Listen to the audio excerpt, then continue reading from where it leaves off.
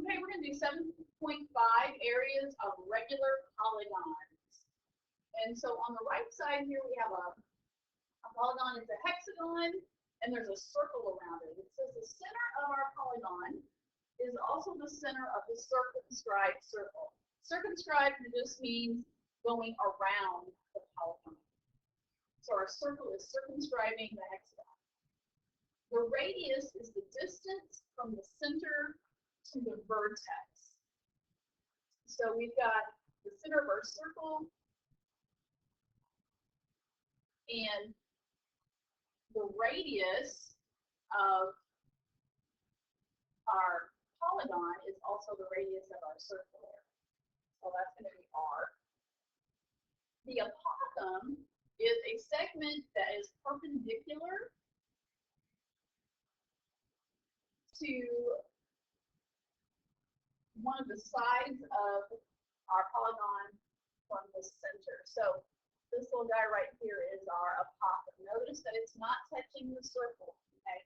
That is not the radius. And what happens here is we have a regular polygon. So remember, all the sides are the same, all the angles are the same. So we have a bunch of little congruent triangles here. In this case, since it's a hexagon, it has 6 sides. We also have 6 little congruent triangles. Example 1, each regular polygon has radii and apothem is shown. So the radii are drawn in there, which cut it up into 6 little triangles. And we have an apothem there that is the red segment that's perpendicular to the base. We're going to find the measure of each angle. So we've got angle 1, angle 2, and angle 3. Remember that we can circumscribe a circle about our polygon here. And so what we have then is a bunch of diameter. You can kind of see those.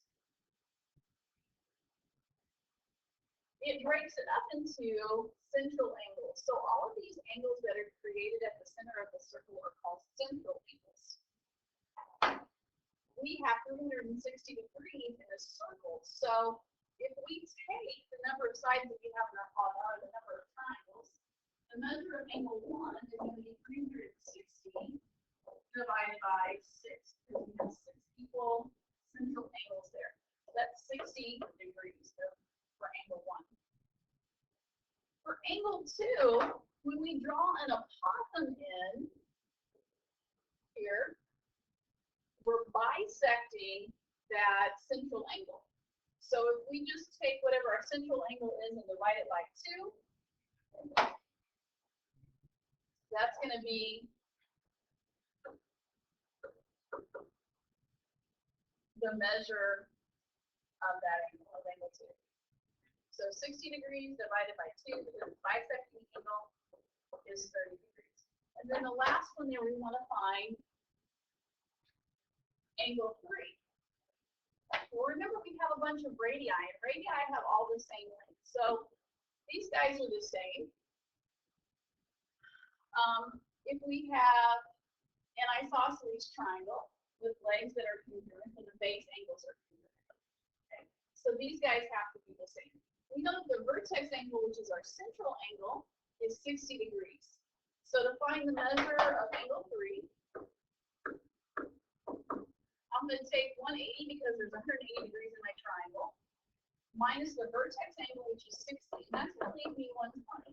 That 120 is divided up between our 2 base angles, and one of them happens to be angle 3, so I'm going to divide by 2, and I find that my base angle is also 60 degrees. So for at least a hexagon, I have a bunch of equilateral triangles. The area of a regular polygon, so we've got, a polygon is anything with 3 or more sides on it. We looked at a hexagon already. This is a pentagon.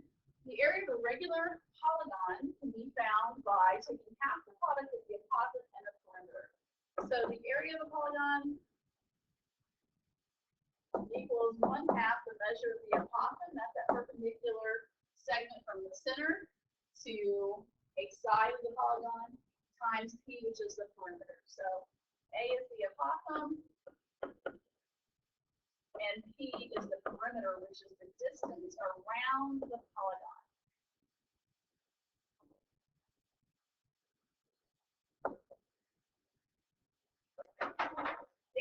2, we're going to find the area of a regular polygon with 20 sides that are 12 inches per side, and it has an apothem of 37.9 inches. Now, I'm not going to make you draw a 20-sided polygon, and I'm not going to draw a 20-sided polygon. What I'm going to do is I'm going to draw just a little tiny piece of this guy. And so this is just one of the sides of my polygon. And I'm going to kind of draw in a couple of the adjacent sides of that. We know that each side is 12 inches. And a polygon is going to have a central or a center angle, a center point, and we're going to make some central angles out of that. So that green dot up there, that's my center, and I'm going to draw in 2 radii. So this is a radius to make a triangle there. So that's just one of my triangles. It's a regular polygon, so I really have 20 of these triangles if I drew them all in. And then I have my apothem. And that's the segment from the center that's perpendicular to one of the sides. It told me that my apothem is 37.9 inches. So let's see if I have enough information in order to get the area. The area of the polygon is 1/2 times the apothem times the perimeter. We've got the apothem, that's 37.9 inches. The perimeter, we don't have the perimeter, but I think we can find it. The perimeter is going to be the length of one side, which is 12 inches, times how many sides we have. In this case, it's 20 sides. So the perimeter is 120 inches.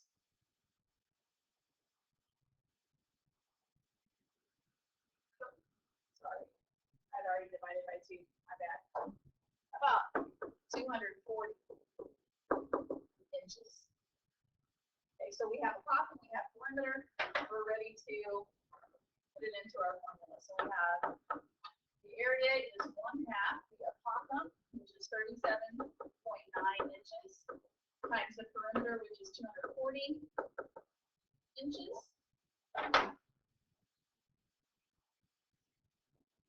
And so I get an area of 4,548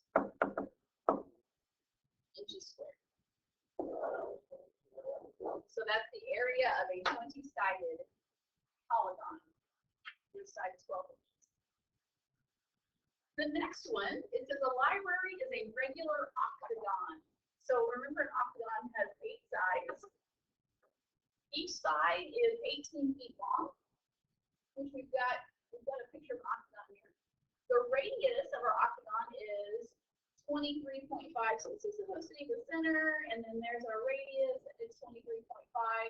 We want to find the area of our library to the nearest 10. So the area of this octagon is 1/2 the apothem times the perimeter. I don't have the apothem. I'm going to have to work on that. The perimeter, I can find that though because I know the length of one side is 18 feet. And I have 8 of those sides since I have an octagon. So the perimeter is going to be 144 feet. My question is, what is that apothem? Well, I don't even have it drawn in, so I'm going to draw that apothem in. We're going to make a perpendicular segment from the center to the base. And I'm going to notice I have a right triangle here, guys. Okay. I'm going to use that right triangle to help me figure out what the length of my apothem is. So let's draw this guy just a little bit larger.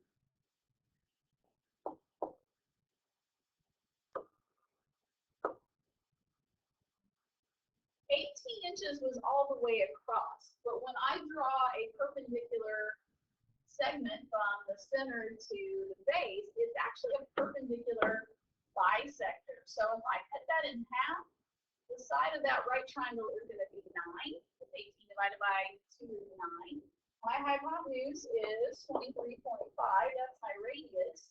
And the apothem is the side that I want to get. Look at a right triangle. I know two sides. I know the third side. I'm going to use the Pythagorean theorem to help me get that.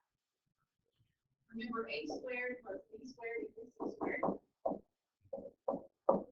I'm going to leave a as it is, so I'm going to call that a squared plus my b is going to be 9 squared, and c is 23.5 squared. I'm going to work that out a little bit. I have a squared plus 81 equals 552.25. That's what happens when I square everything. And I'm going to solve and take the square root to get a, and a is 21.7. So that's my apothem.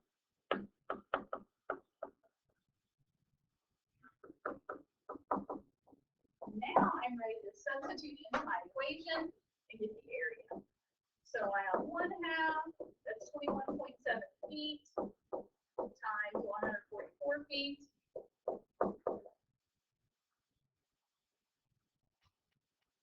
And I find that the area equals 1,562.4 feet squared. So that's my final area for that lovely library. Number 4, find the area of each regular polygon with a given radius or apothem. So if your answer is not an integer, we're going to leave it in simplest radical form. I know we have a triangle. I know we have the area formula for a triangle, 1/2 base times height, but I don't have the base and I don't have the height. And I cannot assume that the height is 16 here, guys. So just be really careful with that, because one measurement is going to be an apothem, one's going to be a radius. Keeping that in mind, it is a kind of polygon. So I'm going to draw in the radii of my polygon from the center to the vertex, the vertices. And that's going to allow me to use the apothem to find the area.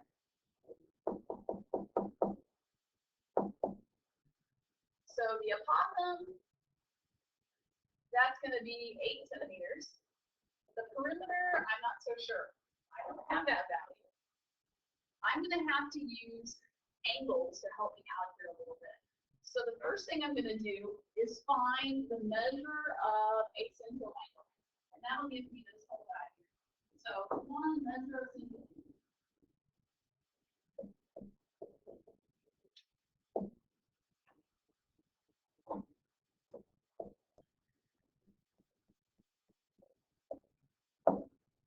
And I do that, remember, I could have a circumscribed circle about my polygon, so there are 360 degrees in the circle. So the central angle is going to be 360, and there are 3 central angles here in my triangle, so I'm going to divide by 3, and I get 120 degrees for each central angle. So that's that whole thing is 120. Now keep in mind that I would really, really like to use right triangle trigonometry here. And when I draw an apothem in, it's perpendicular to the base. So I can already see that I have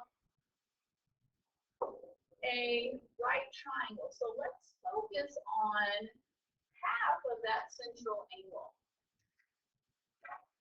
So the second step is to take half of the central angle, so that I have an angle of my right triangle.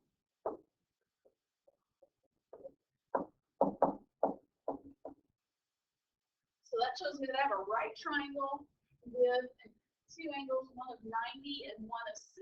So the other one has to be a 30. This is 8 centimeters. This angle is 60 degrees. So we have a 30, 60, 90 right triangle.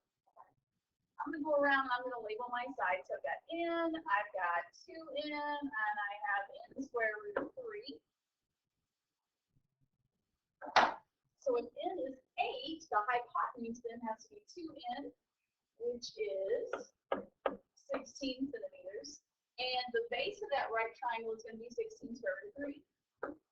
And that helps me out because to find perimeter, what I really needed was the base. So the half of it is 16. I'm joking. 8 square root of 3. So I got a little excited.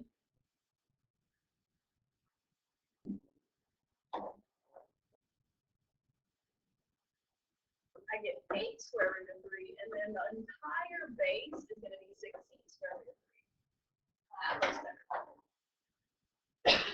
So for my perimeter, I have 16 square root of 3 centimeters. And then I have 3 of those because I have a regular triangle. That's 48 square root of 3 centimeters. Now I can fill it into my equation. And I have 1/2 8 centimeters times 48 square root of 3 centimeters. And my final area then is going to be 192 square root of 3 centimeters square.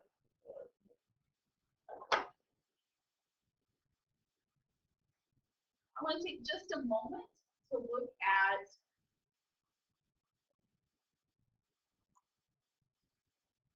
our worksheet for 7.5.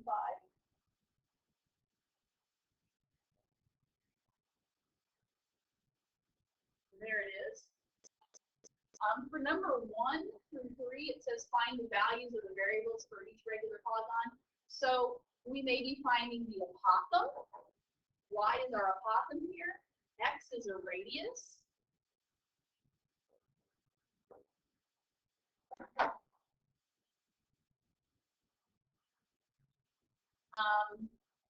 On number 2, A is going to be an angle measure, so you got to pay attention to what you got here.